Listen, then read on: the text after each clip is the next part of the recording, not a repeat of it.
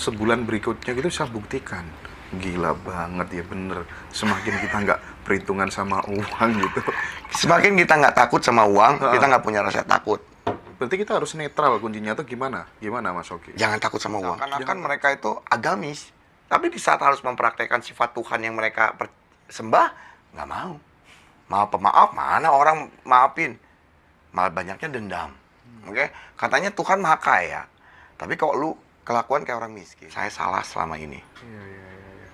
Perbaiki, saya bilang. Karena kita bagian yang utuh ya, antara diri manusia dengan Tuhan itu sendiri gitu kan. Betul. Maka kalau mereka maha kaya, ya kita harus memancarkan Nah. si kaya itu. Setelah saya ketemu Mas Oke itu, saya kemudian bisa nangkep. Semakin kita tidak perhitungan sama uang, itu justru uang yang datang sama kita itu makin menggila. Saya praktek kan, saya praktek gitu. Sebulan berikutnya gitu saya buktikan. Gila banget ya, bener. Semakin kita nggak perhitungan sama uang gitu.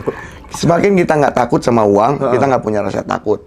Berarti kita harus netral, kuncinya tuh gimana? Gimana Mas Oki? Jangan takut sama uang. Jangan takut sama uang. Jangan takut. Jangan, ya.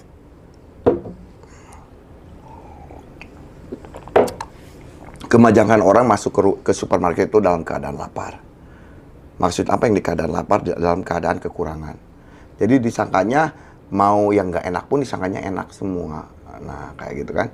Tapi kalau kita sudah mulai ngelatih diri kita masuk ke supermarket walaupun kita lapar, kita istilahnya, kalau istilahnya orang Amerika itu apa?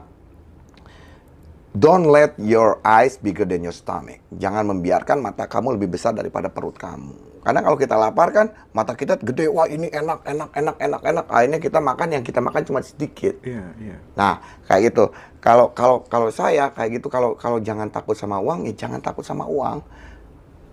Gini ya, kayak gini. Di Semina Cirebon kemarin itu ada ustazah. Ya, ustazah ikut. Dia mengakui kalau dia munafik. Bahwa selama ini dia hanya mempraktekkan agama secara teori. Iya. Dia nggak mau mempraktekkan istilahnya sifat Allah yang dia percayai, di mana maha pengasih, maha pemaaf, maaf kaya. Dia mengakui ke saya secara private. Nah, gitu kan. Kebanyakan orang kayak gitu. Yeah. Mereka seakan-akan mereka itu agamis. Tapi di saat harus mempraktekkan sifat Tuhan yang mereka sembah, nggak mau. Maaf pemaaf, mana orang maafin? Malah banyaknya dendam. Oke? Katanya Tuhan maha kaya. Tapi kalau lu kelakuan kayak orang miskin. Nah, kan kalau kamu percaya kan harus mencerminkan sifat Tuhan yang kamu percayai. Seperti ustazah itu akhirnya mengakui, saya salah selama ini. Iya. Perbaiki, saya bilang. Karena kita bagian yang utuh ya, antara diri manusia dengan Tuhan itu Betul. sendiri gitu kan. Betul. Maka kalau mereka maha kaya, ya kita harus memancarkan si kaya itu. Di netral di situ. Nggak bisa. Sekarang kalau menurut Mas Hendra, uang kan kelimpahan kan? Kalau Mas Hendra dari vibrasi kekurangan, apakah sejajar dengan kelimpahan nggak? Bener. Nah itu biasanya saya sharing di seminar itu praktek kayak gitu. Jadi teorinya tuh kadang sedikit. Saya kebanyakannya praktek apa yang saya lakukan. Sok kamu bisa melakukan nggak kayak gitu. Tapi yang nggak mudah mungkin soal nyali deh Mas Oke kayaknya. Nyali gimana? Nyali, jadi misalnya kita kan berkelimpahan gitu ya. Waduh, pesan kamar kok harga segini, nanti kalau mahal gimana, nanti uang habis. Itu kan butuh nyali. Sedekah kan butuh nyali. Betul. Mas. Iya kan? Betul. Apa tuh namanya, ngerumat janda segitu banyaknya, anak-anak yatim piatu di yayasan, di panti asuhan, itu kan nyali Mas. Iya Bang, nggak kira-kira? Mungkin Nathan nyali ini mungkin yang butuh jam terbang. Gimana mensiasatinya? Nah, nyali berarti kita punya rasa takut kan? Iya, karena takut. Kalau rasa takut satu-satunya harus apa? Dilawan. Paksa dong berarti. Dipaksa. Rasa takut nggak akan pernah hilang. Gini aja, ini ada nih satu yang ikut saya, dia itu beli mobil di Jakarta. Dia harus bawa mobil itu ke Padang. Katanya kalau lewat Padang itu ada jalan-jalan tertentu yang nggak boleh dilewati setelah jam malam. Dia rasanya ketakutan, tapi dia lawan. Akhirnya dia sampai ke Padang aman tuh, nggak ada apa-apa. Kata dia sekarang saya nggak punya rasa takut lagi lewat jalan hutan, jalan apa. Satu-satunya rasa takut dilawan. Kita takut kekurangan uang, harus dilawan. Jangan jadi orang munafik. Saya paling kesel sama orang munafik gitu. Katanya percaya Tuhan maha berlimpah, tapi lu kelakuan kayak orang miskin. Nah, kan kayak gitu. Buktinya sampai sekarang kamu belum mati. Masih bisa makan, masih bisa hidup, masih bisa bernapas. Berarti kan kamu masih berlimpah. Nah, cuma manusia itu terlalu membandingkan diri mereka sama orang lain. Misalnya saya sama Mas Hendra. Oh, Mas Hendra, hasilnya gede dari YouTube. Kalau saya kan nggak pernah punya hasil gede dari YouTube kayak gitu. Nah, akhirnya saya ada perasaan sirik. Yang akhirnya saya merasa hidup saya kurang cukup. Nah, padahal faktanya, maaf Mas Hendra nggak ada apa-apanya sama penghasilan saya. Kayak gitu. Tapi karena saya terlalu menghitung yang tidak saya punya, yang saya punya saya lupain. Kayak gitu, makanya rasa takut untuk ngeluarin uang jadi kayak gitu sama prinsipnya. Dalam ilmu pengembangan diri Mas Oko yang saya tahu gitu kan ya, kadang kan ditanamkan atau di-trigger sebuah teknik-teknik yang mungkin teknik itu sudah dibuktikan oleh tutornya, oleh pembicaranya begitu. Tapi dalam kehidupan yang nyata gitu ya, ternyata teknik-teknik itu kadang tidak relate, tidak sesuai dengan kenyataan. Iya, karena mungkin setiap orang memiliki pola rezeki yang datang berbeda-beda atau bagaimana. Nah, bagaimana tantangan sebagai seorang trainer itu kemudian bisa membuat sebuah teknik yang pas sesuai dengan kepribadian mereka begitu. Karena tidak bisa satu teknik digeneralisir. Itu kesimpulan saya sementara begitu. Jadi memang nggak ada teknik yang paling benar, yang ada tuh teknik yang paling pas. Atau gimana kalau perspektifnya? Kalau saya kayak gini, oke, rezeki nggak sama ya. Contoh misalnya saya bisa ngasih 1 juta ke 5 orang. Misalnya Mas Hendra cuma punya 10.000. Kasih 2.000 ke 1.000 ke 10 orang. Sama kok prinsipnya. Nah, jadi buat saya itu nggak ada alasan. Nggak ada alasan. Kamu pengen merasa berkelimpahan gini. Mas Hendra misalnya punya 10.000, sedangkan saya ngasih 2 juta. Misal 1 juta ke 1 orang. Mas Hendra cuma punya 10.000. Nah, kita harus mau mengakali alam bawah sadar kita, gimana supaya kita merasa berkelimpahan. Pecah itu 10.000 itu. Oke. Mau dikasihin ke 5 orang, mau dikasihin ke 4 orang, mau dikasihin ke 10 orang, tapi dipecah. Nah, akhirnya apa? Kita merasa jadi tangan di atas untuk 10 orang. Walaupun jumlahnya kecil. Kemana ngasihnya nih kalau 1.000 perak? Pengamen kek? Pak Oga kek yang suka nyebrang-nyebrangin mobil? Nah, jadi kalau misalnya cuma, wah kan rezekinya beda mas, bla bla bla. Alasan lo. Sekarang dengan uang sedikit pun kalau kita niat belajar untuk berkelimpahan, itu gampang. Ngetrik alam bawah sadar itu karena alam bawah sadar tidak tahu mana yang benar, tidak tahu mana yang nyata. Kalau kita bisa membenarkan menurut kita berlimpah, alam bawah sadar akan ngerekam bahwa kita berlimpah. Kalau menurut alam bawah sadar, gua kaya, dan kamu mempraktekkan seperti orang kaya, gak usah banyak, gak usah 10 juta, gak usah 100 juta, 10.000 perak, kamu pecah jadi 1.000-an, kamu kasih ke 10 orang, atau kamu kasih ke 5 orang, yang penting kamu merasa berkelimpahan. Nah, itu caranya. Simple, jangan banyak alasan kayak orang miskin. Orang terlalu banyak alasan. Apa-apa tuh orang terlalu banyak alasan. Oh gini, begitu. Bullshit buat saya tuh, lu aja kagak mau. Itu, saya orangnya kayak gitu. Saya belak-belakan orangnya. Artinya, Mas Oko ingin menegaskan lagi. Terlepas dari kamu paham loa atau enggak, terlepas bagaimana latar belakang dirimu, keluargamu, asal mentalmu berkelimpahan dan kamu mau praktek, memantaskan diri dulu, meskipun kondisinya masih kurang, tapi mentalnya berkelimpahan, suatu saat itu pasti akan benar-benar terjadi. Bukan begitu? Suatu saat, itu bakal kayak gini. Oke. Bukan suatu saat, otomatis itu. Ngeri. Itu bukan nanti mudah-mudahan seminggu depan, mudah-mudahan bulan depan. Oh enggak, kamu ngerasa berkelimpahan itu langsung balik ke kamu. Serius loh.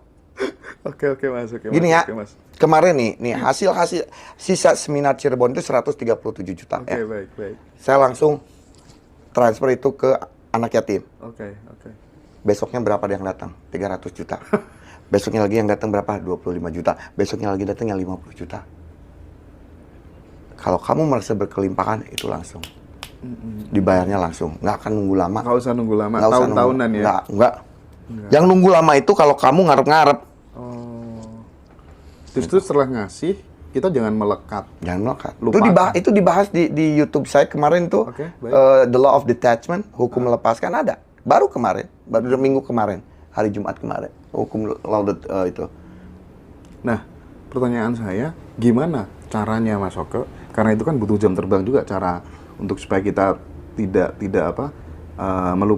melupakan apa yang sudah kita kasih gitu kan, nggak arep-arep, itu kan butuh jam terbang juga. Kadang kan ada yang protes, aku loh motorku sudah tak jual, ini sudah 1 bulan, tapi juga belum balik-balik, belum ada keajaiban. Nah itu gimana cara ngelatihnya, Mas? Berarti attachment, kita terlalu melekat ke apa yang kita inginkan.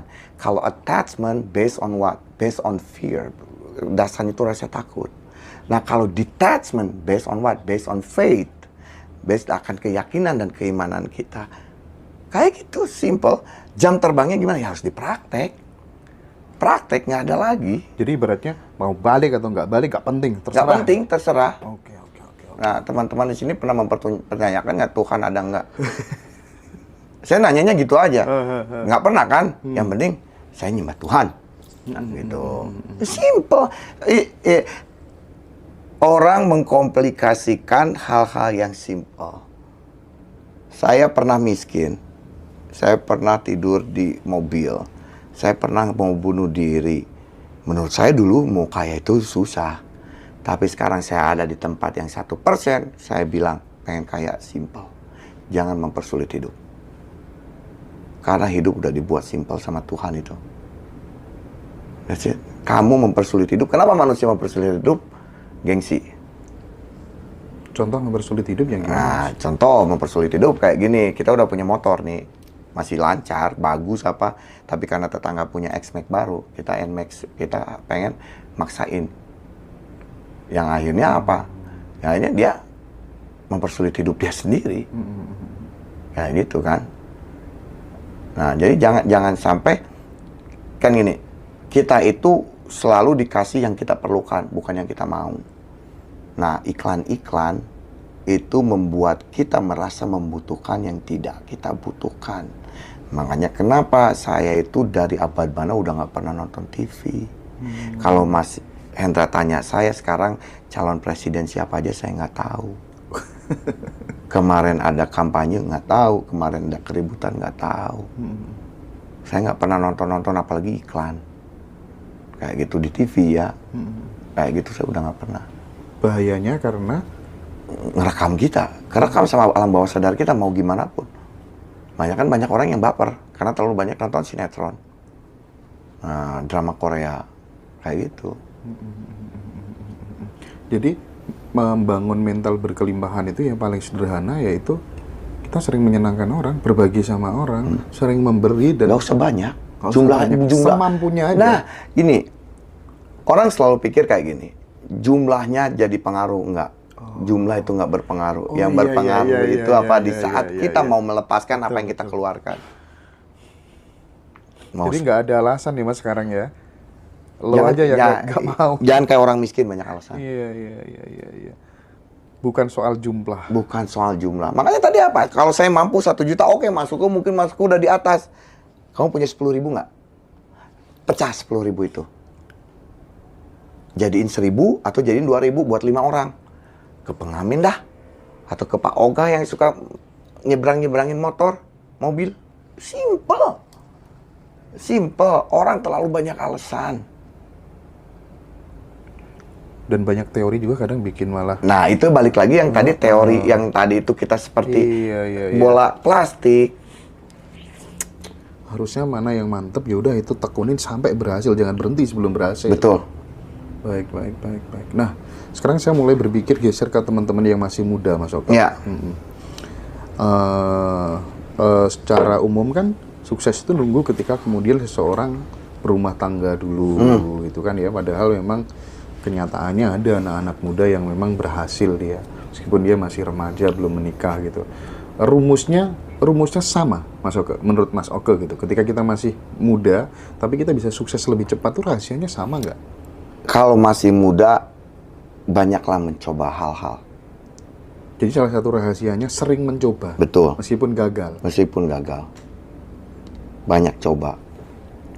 Buat Mas Hendra muda itu patokan umur tua itu umur berapa?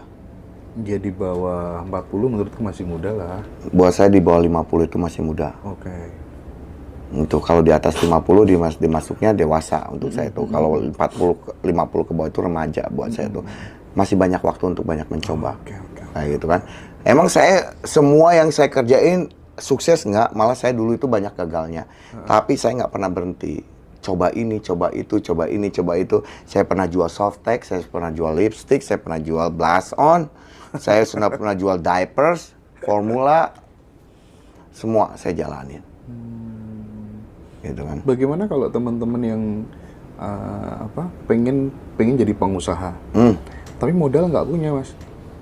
Modalnya cuma pengen aja. Nah, itu langkah pertama yang harus dilakukan apa, Mas Oke? Cari orang, misalnya mau bisnis apa, cari komisi dulu dari situ. Sampai kita mempelajari bisnis dia. Misalnya contoh gini, saya nggak punya modal nih, saya pengen beli sepatu nih. Pengen bisnis sepatu.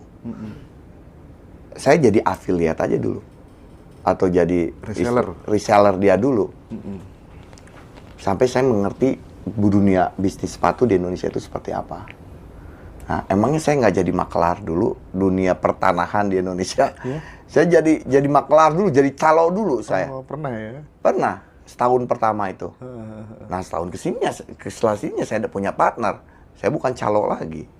Nah, kayak gitu kan. Sama. Saya di Indonesia tanpa modal loh. No. Hanya modal kemauan aja.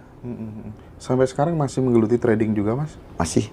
Nah, kenapa, Mas, kok banyak orang di trading itu yang rugi 500 juta, 40 juta, saya 28 juta gitu ya. Itu kira-kira faktor penyebabnya apa, Mas? Informasi. Informasi.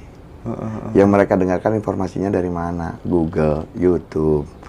Orang-orang yang, maaf ya, yang seperti Doni Salmanan yang untuk keuntungan mereka, kayak gitu. Orang yang benar-benar dapat. Sekarang Mas Hendra, todong saya gimana bisa saya trading itu nggak akan saya kasih, karena itu ladang saya. Apalagi saya share di YouTube secara gratis. Iya. Enggak. Saya pernah ditodong untuk buka kelas 100 juta per orang loh di Indonesia. Saya nggak mau. Kenapa? Karena ladang saya itu. Itu ladang saya. 100 juta tuh nggak ada apa-apanya. 100 juta saya bisa dapat dalam waktu 2 menit, nggak usah ngomong. Serius. Dapat 100 juta dalam waktu 2 menit. Iya. Karena itu ladang saya. Apa mau saya share di YouTube secara gratis atau di mana? Enggak. Lah, ladang saya, orang duitnya saya dapat dari situ. Ngapain saya share gratis? Itu dapatnya dari mana, Mas Oke? Ada. Ada ya? Ada. Oh. Termasuk dari keponakannya Warren Buffett itu. Oh. Iya. Dapat 100 juta 2 menit mudah ya? Mudah. Tapi tidak akan di-share kemana-mana. Nggak akan. Nah, itu butuhnya koneksi dan informasi itu di situ. Oke. Kebanyakan orang informasinya dari mana? YouTube, dari Google. Lah, kalau dari Google, orang udah bisa kaya semua lah. Iya. Kayak sekarang ya. Maaf, ada yang komen di interview kita yang pertama. Oh, Warren Buffett harusnya begini. Emang dia mau buka kartu? Nah, kalau dia mau buka kartu, kamu udah bisa kaya dong. Saya simpel kayak gitu. Kenapa nggak kamu ikutin? Kamu kaya nggak ngikutin yang menurut kamu baca di YouTube atau di Google, yang kamu tonton di Google atau di YouTube? Kamu kaya nggak dari prinsip itu? Nggak. Karena apa? Mas Hendra bakal ngebukain dapur Mas Hendra sendiri nggak? Oh iya Mas, paham. Nggak akan. Paham. Oke. Nggak akan. Kayak saya sekarang saya ngebukain tentang personal development. Karena ini bukan dapur saya, saya nggak cari duit dari sini. Baik. Kalau saya cari duitnya dari trading, dari toko online, itu nggak akan bakal saya buka. Bukan saya takut saingan, buat apa?